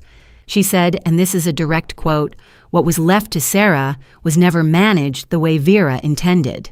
I read the line 3 times. Then I closed my legal pad, capped my pen, and stood. "Thank you, detective," I said. "You've been thorough." He stood with me. "Sarah, whatever you're thinking right now, I need to see my mother's lawyer," I said. I drove to Norbert Quill's office on Bull Street without calling ahead. The receptionist looked up from her desk with the carefully neutral expression of someone trained to manage people who arrive without appointments. "I need to see Mr. Quill," I said. "He's with a client until—" "I'll wait," I said, "however long it takes." I sat in the leather chair by the window and looked out at the street and thought about a single line, written on a transcript in a police folder. What was left to Sarah was never managed the way Vera intended. I had not known until that moment how much I had left unexamined, how many rooms in my own inheritance I had never opened. I was going to open every one of them. Norbert Quill's receptionist had offered me water twice by the time he came out of his office. I had refused both times. I was not there for water. I was there because a woman I had never stopped grieving had left something behind that I had never been allowed to reach. And I was not leaving that building until I understood exactly what had been taken from me and who had decided they had the right to take it. Norbert appeared in the doorway at 4:20. He was a careful man, careful in the way that long-practiced lawyers become careful, where every expression is a considered choice and every pause is load-bearing. He looked at me, sitting in his waiting room with my legal pad on my knees and my coat still on, and something in his face shifted in a way I had not seen before. Not surprise. Something older than surprise. "Sarah," he said, "come in." I set my legal pad on his desk before I sat down. I told him what Iris had said. I told him word for word. What was left to Sarah was never managed the way Vera intended. Then I told him that Iris had stopped speaking at exactly that moment, as though a hand had been placed over her mouth from the inside, and that I needed to understand why those particular words had caused her to stop. Norbert was quiet for a long time. He folded his hands on the desk. He looked at them. Then he looked at me. "How much do you know about probate law in Georgia?" he asked. "Tell me what I need to know," I said. He stood. He walked to the far side of the office to the low credenza against the wall that I had always assumed held tax records and old client files.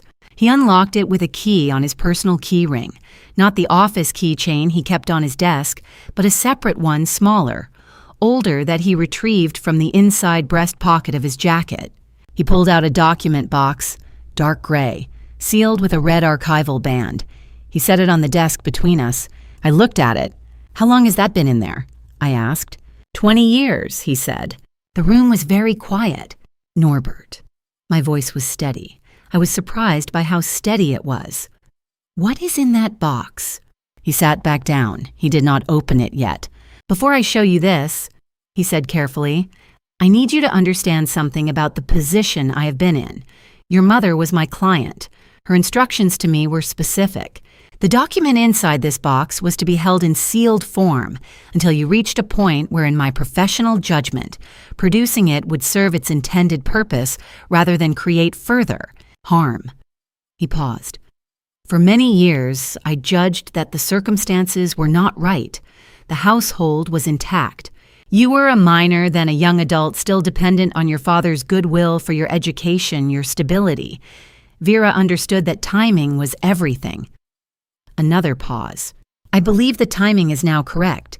"Open it," I said. He slid the archival band off and lifted the lid. Inside a sealed envelope, Vera's handwriting on the front. Below it, a set of legal documents clipped together a notarized inventory sheet and 2 additional sealed letters, one addressed to Norbert, one addressed to Sutton Beaumont. Norbert opened the legal documents first. Vera Elspeth, born Vera Voss, had drafted her will 14 months before she passed, while she was still well enough to sign with a steady hand. The will was unambiguous. $2.3 million in personal assets, investment accounts and company equity held in a dedicated trust, the company Vera & Coers, interior design registered on Jones Street, Savannah, Georgia, including its brand client contacts, intellectual property, and remaining lease agreements. All of it. left entirely to her daughter, Sarah Elspeth, to be transferred upon Sarah reaching the age of 25 or earlier at the discretion of the trustee. The trustee named in the document was not Dorian Elspeth. It was Norbert Quill. I read that line twice, then I looked up. He was never the trustee, I said. No, Norbert said. He was not. Then how? Because Vera's will was never contested, Norbert said, and his voice carried 20 years of something that was not quite guilt, but lived in the same neighborhood. Your father filed a separate petition for guardianship of your estate as your surviving parent and legal guardian. It was granted. Routinely, courts generally defer to surviving parents for minor children. The guardianship gave him control over your personal assets as a minor. It was never meant to extend to the trust. But the trust had not been formally registered in probate at the time of filing, because Vera, at my advice, had structured it to avoid probate entirely. He folded his hands again. The problem was that your father's attorney at the time filed documents with the county that conflated the personal guardianship with oversight of the business assets. It was not technically legal, but it was never challenged, because no one knew to challenge it, except me. And you said nothing, I said. The words landed in the room like something dropped from a height. I was bound by attorney-client privilege to your mother's instructions, he said. And then by the judgment call I described. I am aware that is not a sufficient answer. I am giving it to you anyway. I stood up and walked to the window. The street below was ordinary, a delivery truck, a couple walking a dog, the late afternoon light going amber over the rooftops. The ordinary world continuing without any knowledge of what was being unraveled in this office. I thought about my father at that kitchen table when I was 8 years old telling me my mother's company had simply not survived without her. I thought about how I had believed him, how completely, how naturally, how without a single question I had believed him because he was my father, and fathers do not dismantle the legacies their wives build from nothing and call it grief management. I thought about Renata moving money in the dark with the amber lamp on. I thought about Iris's voice on the transcript flat, certain, almost bored, saying you were given the sum. My hands were flat on the windowsill. I pressed them down until I could feel the wood grain. Then I turned around. What can be proven, I said, in a civil case? What is documentable, what is recoverable, and how long will it take? Norbert had been waiting for that question. I could see it in the way he was already reaching for a second folder. We worked through it for 2 hours. The documentation was extensive, 20 years of account movements, the original trust instrument, Norbert's own correspondence with Vera in the final months of her life, the county filing that had given Dorian his foothold. The company assets had been systematically liquidated over 11 years. The investment accounts had been absorbed into joint holdings with Renata. The Jones Street lease had been allowed to lapse when the company went dormant, and the building had been sold by a property management firm Dorian part-owned. All of it traceable, none of it legal. I asked questions until I ran out of them. Norbert answered each one. By the time I stood to leave, I had 4 pages of notes and a clarity I had not possessed that morning. Sutton was waiting in the parking lot. I had not called him. He was simply there, leaning against the hood of his car in the fading light, the way a man waits when he has been expecting something for a very long time. I walked up to him. I held up the photograph Norbert had allowed me to take a copy of the trust document, Vera's signature at the bottom, the date 14 months before she passed. You knew, I said. It was not an accusation, it was a recognition. Sutton looked at the document, then at me. His jaw was tight in the way of a man who has been carrying something for 2 decades and has finally set it down. Vera came to us, he said, 3 months before she passed. She told Adele and me everything, the will, the trust, Norbert, what she was afraid Dorian would do once she was gone. She asked us to watch, to make sure the truth reached you when you were ready for it. He paused. When we lost Cole, I understood that the time had come, that everything was connected. Since the day she passed, I said quietly. You've known since the day she passed. Yes. I stood there in the parking lot with my mother's signature in my hand and the sky going dark above the rooftops of Savannah, and I let myself feel for just a moment the full weight of what she had done. She had known she was running out of time. She had built a structure around the truth and placed the people she trusted most at every corner of it and told them to hold. They had held. For 20 years they had held. Then let's finish what she started, I said. Sutton looked at me for a long moment. Then he nodded once, and we walked to our cars in the dark. 20 years of truth finally in her hands. But knowing is only half of it.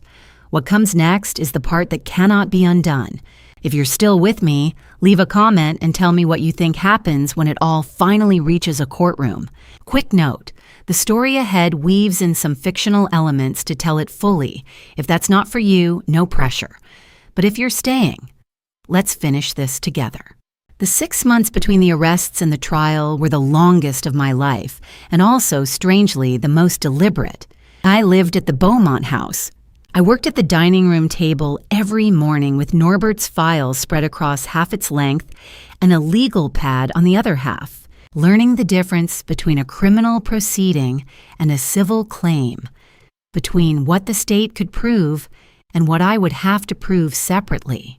Adele brought me coffee I sometimes forgot to drink. Sutton sat with me some evenings and said very little, which was its own kind of sustenance.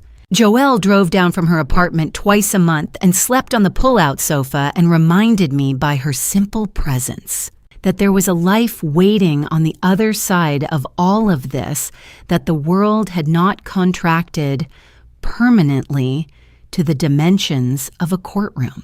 I was not fine. I want to be honest about that.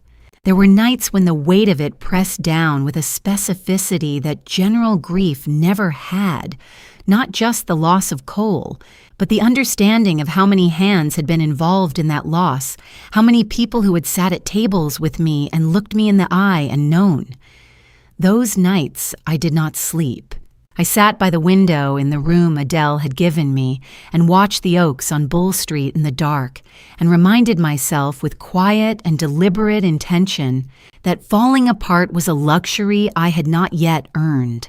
The trial was set for late summer in Chatham County Courthouse on Wright Square. I arrived on the first morning 40 minutes early. The courthouse on Wright Square was a building I had passed 100 times without ever seeing it as something that would one day matter to me. That morning, I stood on the steps and looked at its columns and its pale stone face and understood that this was where 20 years of careful, quiet wrongdoing would either be named or escape naming. There was no middle ground inside those doors. Norbert was beside me. He adjusted his briefcase strap and said without looking at me, "Whatever happens in there, you have already done the hard part." The hard part, I said, is sitting 10 feet from my father for however long this takes. He had no answer for that, neither did I. The trial moved faster than trials are supposed to move, and Norbert had explained why.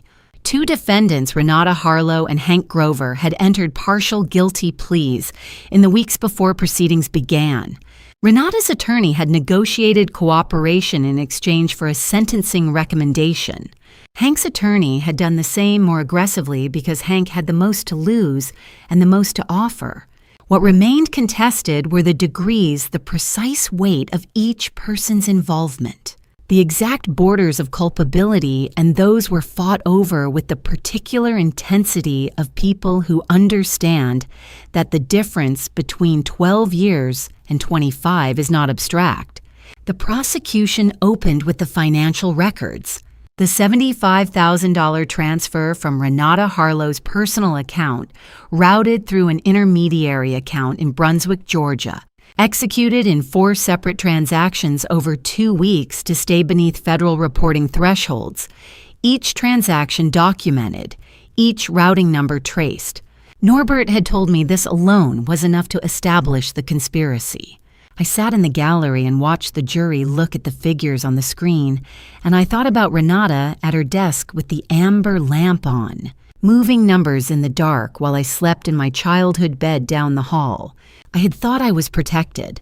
I had thought the house on Ardsley Park was a place where nothing could reach me. I had been wrong about so many things. Hank Grover took the stand on the second day.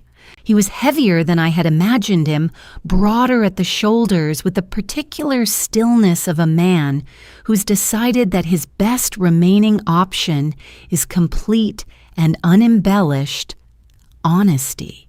He answered every question without elaboration and without deflection. He described the approach Iris had made through their prior connection.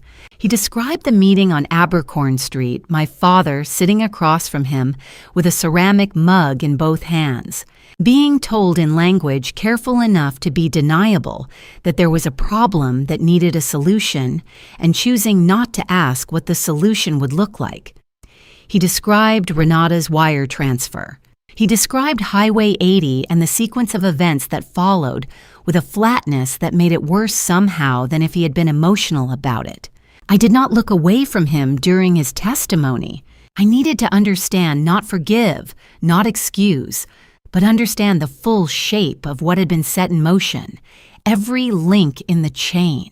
Every person who had made a choice that led to a car on a dark road and headlights in the wrong lane. When he stepped down, the courtroom was very quiet. The USB was presented on the third day. Norbert had spent weeks confirming its admissibility, working with Whitaker's team to establish the chain of custody, confirming that Bette Sinclair had made the recordings within a jurisdiction where single-party consent applied under Georgia law, ensuring the recordings could be authenticated. The defense had challenged it. The challenge had been overruled. The prosecutor played 2 segments.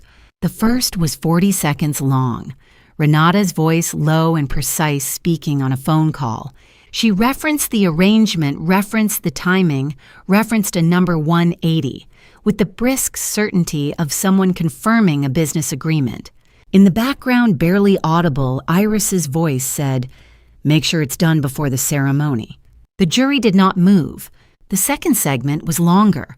Renata and Iris in the sitting room 3 weeks before the wedding.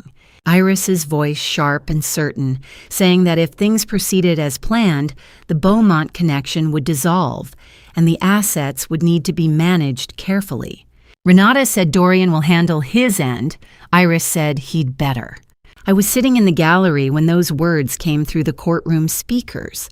I had known in the abstract, in the documented, evidence, legally admissible sense, that my family had planned this. I had known it for months. But there is a difference between knowing a thing and hearing it in someone's actual voice, in their actual cadence, with their actual certainty. Renata sounded like someone planning a catering order. Iris sounded like someone who had been waiting a long time for the pieces to finally move into position. My hands were flat on my thighs.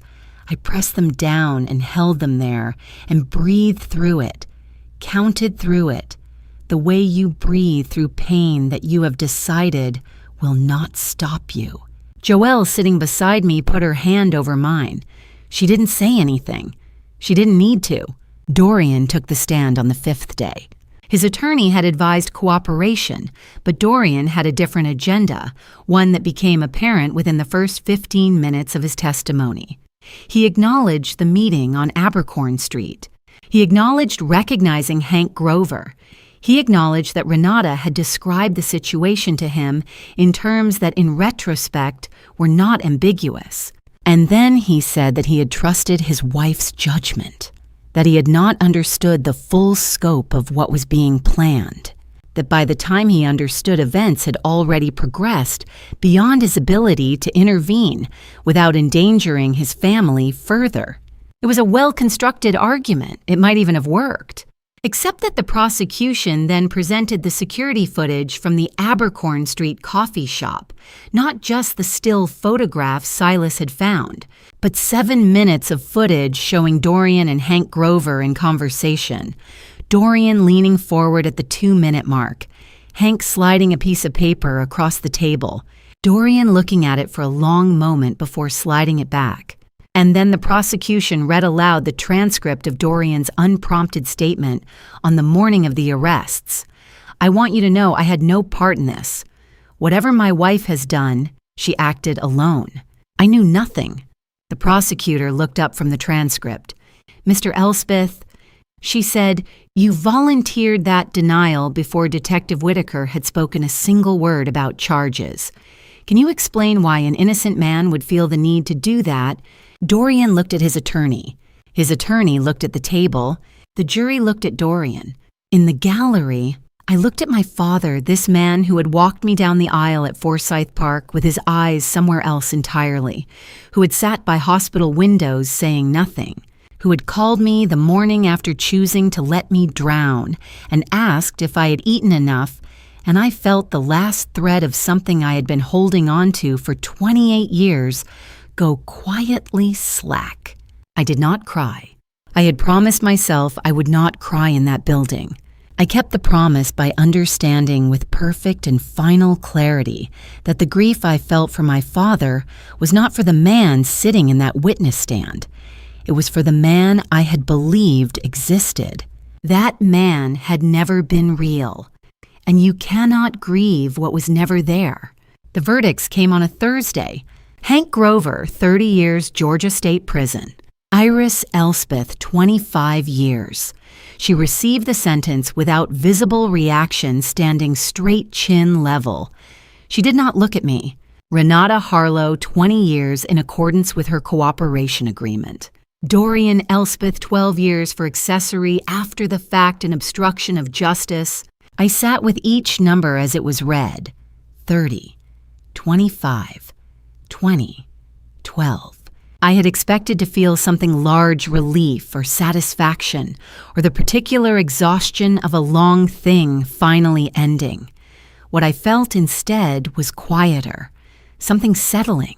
The way a house sounds different after a storm has passed, not restored exactly, but stilled. They brought the defendants out through a side corridor. Dorian passed close to the gallery. He slowed slightly. He turned his head and looked at me.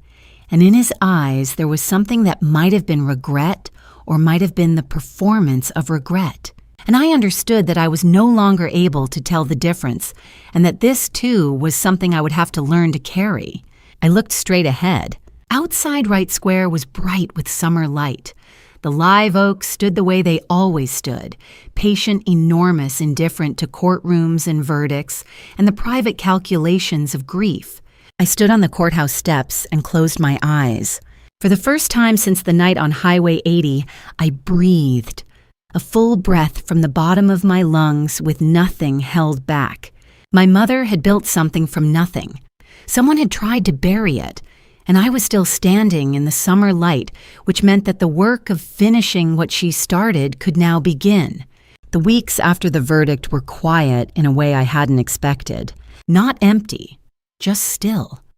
Like the city itself had exhaled and forgotten to breathe back in. I stayed at the Beaumont house. Adele made coffee every morning at 7 and left a cup on the counter without asking if I wanted it. Sutton read the paper at the kitchen table and didn't fill the silence with words. I was grateful for both of them in ways I didn't know how to say out loud.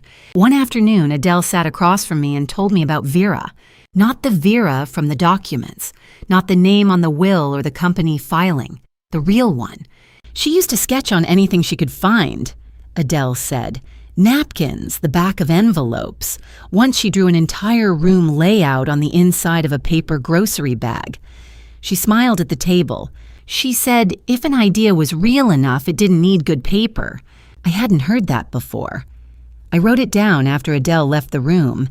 That evening, she pressed something into my hand, a small brass key, worn smooth at the edges. A piece of white tape on the bow, the ink faded but still readable. Jones Street. She gave it to me the week before she died, Adele said. She told me to keep it until the right person was ready. I closed my hand around it. The next morning, I drove to Jones Street with Joelle and Bet. The building sat between a florist and a narrow alley. The sign above the door was gone, only the shadow of the letters remained pressed into the paint like a scar. I put the key in the lock. It turned on the first try. Inside, the air was thick and still. Furniture sat under white sheets. Dust covered everything, the desk, the shelves, the windowsills. But the Vera & Co. logo was still on the wall above the main workspace, painted directly onto the plaster. Faded. the edges soft with age. Still there. Joelle stood in the doorway and didn't say anything. Bet walked in slowly. She moved to the window and stood with her back to us, looking out at the street below. I watched her shoulders. They didn't move for a long time. Bet, I said quietly, did you come here after she died? She didn't turn around right away. When she did, her eyes were dry, but only just. Every year, she said. On her birthday. I brought lavender because she kept a bunch of it on her desk. She paused. I didn't want her to think she'd been forgotten. I looked at the windowsill. There was a small dried sprig there, pale and brittle. I hadn't noticed it when we walked in. I didn't say anything. I just looked at it for a moment, then moved to the main desk. Before I reached the two original employees, Patricia, who had handled project coordination, and Douglas, who managed client relations, I had spent 3 days making calls. Norbert gave me the names from Vera's original business filings. Patricia answered on the second ring. Douglas took a day to call back. Both of them said yes before I finished explaining. I found their contact information in Norbert's records and reached out the same week I got the key. They remembered Vera. They remembered the office. Patricia said she had driven past it twice a year for 20 years and never stopped because she hadn't known what to do with what she felt. Now she knew. I pulled open the main desk drawer. Inside a brown leather sketchbook, the cover warped slightly at the corners from age. I set it on the desk surface and opened it carefully. The early pages showed completed projects. Rooms I would never see, but could picture clearly from the drawings the way light entered a space where a person would naturally want to sit, what a room felt like before furniture ever arrived. Later pages showed ideas that had never been built. Precise. Careful. A whole unlived vision drawn in blue ink and quiet pencil lines. I turned to the final page. Vera's handwriting. Blue ink. Neat and unhurried, like she had known exactly what she wanted to say. For Sarah, when the time is right. I stood there for a moment. Then I turned to the last few pages again and noticed one was missing. Not fallen out. Torn. Cleanly close to the spine, like someone had removed it deliberately. I looked at the torn edge for a long time. That evening I called Norbert. I described what I'd found: the sketchbook, the missing page, the torn edge. He was quiet for longer than felt comfortable. Norbert, I said, what was on that page? Another pause. Then, come to my office tomorrow morning. Bring the sketchbook. He hung up before I could ask anything else. I set the phone down on the desk and looked around the room. The faded logo, the white sheets, the dried lavender on the windowsill. Betty's quiet years of returning, Vera's unfinished drawings, a page that someone had removed, and a lawyer who wouldn't explain why on the phone. I picked up the sketchbook and held it against my chest. Whatever she left on that page, I was going to find it. Norbert came that evening as he had promised. He sat across from me at the Beaumont dining table with a folder open between us and told me what the account number meant. My mother had opened it quietly in my name when I was 3 years old, a separate account structured outside the main estate, never included in the assets Dorian had petitioned to control. It had been compounding for over 2 decades, untouched, unknown to anyone except Norbert and the institution that held it. It was enough, more than enough. I would not need to borrow a single dollar from the Beaumont family to finish what my mother started. She had made sure of that long before she ran out of time. I sat with that for a moment.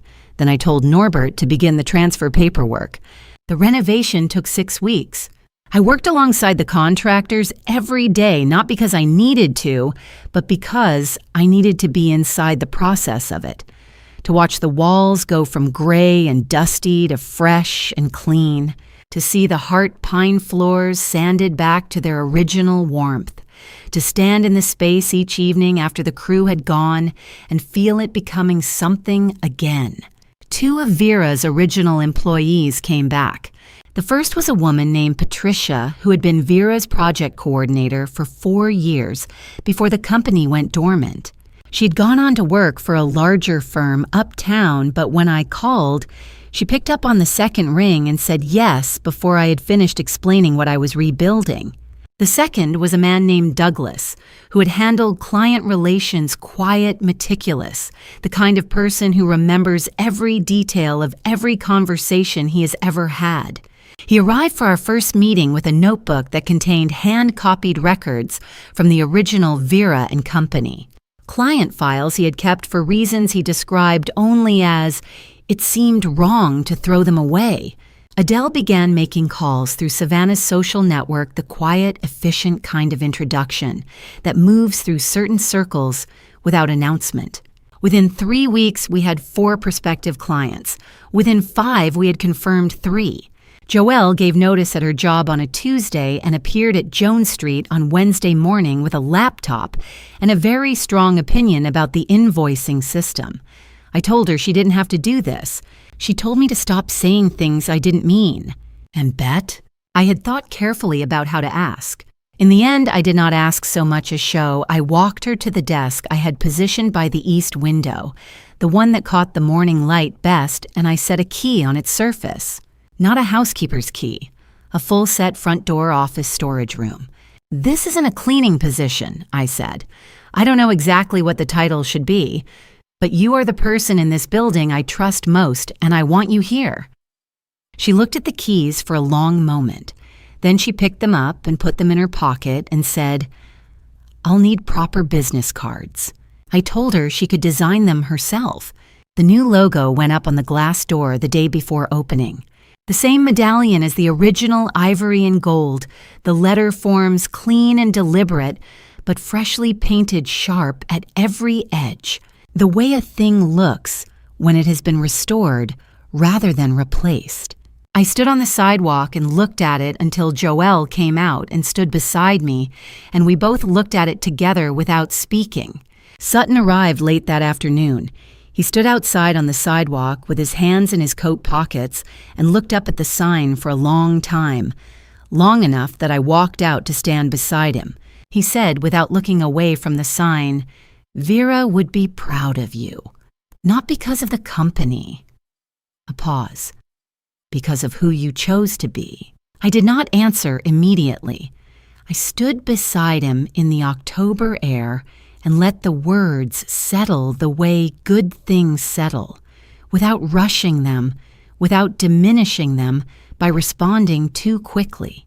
Thank you, I said finally, for holding on to this, for all of it. He nodded once. Then he went inside to say something to Adele, and I stayed on the sidewalk alone for a moment longer. It was Norbert who handed me the envelope.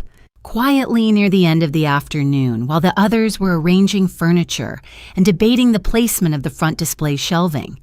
He set it on the desk in front of me without explanation. My name on the front in handwriting I did not recognize, and then I looked more carefully and understood it was not unfamiliar, only younger than I had ever seen it. Cole's handwriting before it had fully settled into itself. Adele found it when she was clearing his study, Norbert said. He had asked her to hold it. She felt the time was right. He walked away and left me with it. I turned the envelope over in my hands twice before I opened it.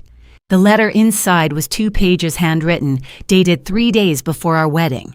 Cole had known about the pressure Dorian was carrying, the debts, the financial dependence on the Beaumont family name, the way it had distorted every decision Dorian made.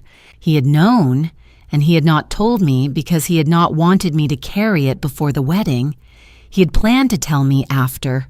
He had written down the steps he intended to take, specific, careful, already arranged, with Norbert and Sutton to help me reclaim Vera and Co. once we were home from the coast. He had known what my mother had left me. He had been ready to help me reach it. He had only run out of time. I folded the letter carefully and held it for a moment. Outside, I could hear Joelle arguing pleasantly with Douglas about the shelving. Bet's voice, low and certain, settling the question. The ordinary sounds of a room becoming a place where work gets done. I put the letter in the inside pocket of my jacket close. Then I went back to work. Opening day came on a pale winter morning in Savannah. I was at Jones Street by 7. The space was ready, had been, since the night before when I stayed alone after everyone left set, Vera's photograph on the corner of the desk, and spoke to her in the quiet room. I will not write what I said. Some conversations belong only to the two people in them. Joelle arrived at 7:15 with coffee. Bet at 7:30 hung her coat, sat at her desk by the east window without ceremony, as though she had always been there, which in a way she had. Norbert stopped by before the guests arrived and handed me 2 envelopes. The first was from Renata. She did not ask for forgiveness. She wrote that she had loved Dorian with something real, that protecting Iris had begun as instinct before it became a decision, and that there was a point specific, identifiable, where she had understood what she was doing and chosen to continue. She wrote that Vera Voss was the only woman she had ever genuinely respected and feared. I folded the letter and placed it in the desk drawer. Some things need no response, only acknowledgement. The second was from Dorian. 1 paragraph, 1 sentence I read 3 times. Your mother's company was the only thing I was ever truly afraid of. I placed it beneath Renata's letter and closed the drawer. He had been afraid of what my mother built because he understood it was stronger than anything he could offer, that it would outlast him. It already had. Guests began arriving at 10. Adele's network came first women who remembered Vera's name, who had watched the firm go quiet and never understood why. They moved through the restored space slowly, the way people move through something they recognize as worth their attention. Sutton and Adele stood in the far corner watching the room fill. I caught Sutton's eye once. He gave me a single nod. I gave him one back. Then the door opened one more time. An older woman, a Beaufort address on her card. She moved through the room until she reached me, then opened her bag and placed something on the desk between us, a folded piece of paper, its creases gone soft with age, a hand-drawn room layout in pencil, fireplace wall, window seat, measurements in the margin. At the bottom right corner, a signature I would have known anywhere, Vera Voss. She designed my sitting room, the woman said, her very first commission. We never finished the window seat. She got ill before we could. I drove down from Beaufort this morning. She looked at me steadily.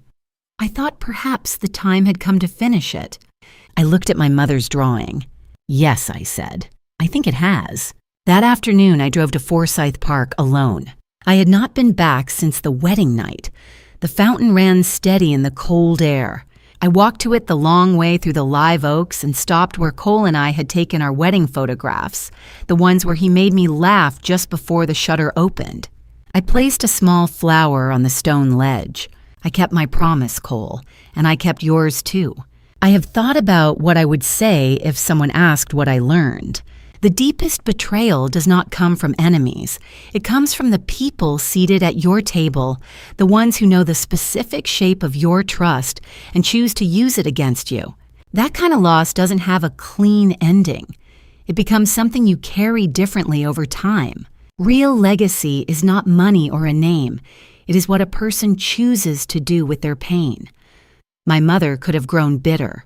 Instead, she built something carefully enough that it survived 20 years of people trying to erase it. God did not remove the storm. I want to be honest about that. But God made sure I was not alone inside it. Sutton, who held a key for 4 years. Adele, who kept a photograph and gave it to me at exactly the right moment. Bet, who kept faith with a locked room and a sprig of lavender every year. Joelle, who showed up every time without being asked. I do not believe those were coincidences. God does not work in coincidences. Justice does not return what was taken. It does something smaller and more important. It gives you permission to stop waiting and move forward. The people who stayed, who asked nothing, who simply showed up in the morning when the morning was hardest, were the inheritance no will could have written. The fountain ran steady in the winter air. The light came through the oaks the way it always does in this city, patient, golden, unhurried. I stood there a moment longer. Then I turned and walked back toward Jones Street. I thought I knew what family meant. I thought a shared name was enough to make someone safe. This is my family betrayal, and the most painful part is that I loved every single one of them before I understood what they had done. Don't be like me. Don't wait until the evidence is sitting in a desk drawer before you start asking questions. The people who smile at your wedding can be the same ones who arranged for you never to leave it. Family revenge will not give you back what you lost. I wanted it, but family revenge only hollows you out. What filled me instead was truth and the quiet work of building what my mother never got to finish. This is a family betrayal that started long before I was born. The lesson I carry is this: love should never ask you to stop seeing clearly. And God placed the right people around me before I ever knew I would need them. The only answer to family betrayal worth giving is becoming someone they underestimated. That is the only family revenge that ever lasts. Thank you for staying with me until the very end. If you were in my place, what would you have done? Leave a comment. I read every single one. If this story moved you, subscribe so you never miss what comes next. And if this style isn't for you, feel free to explore other videos on the channel. Something there will speak to you. Thanks for your time today. I'll see you again in the next story.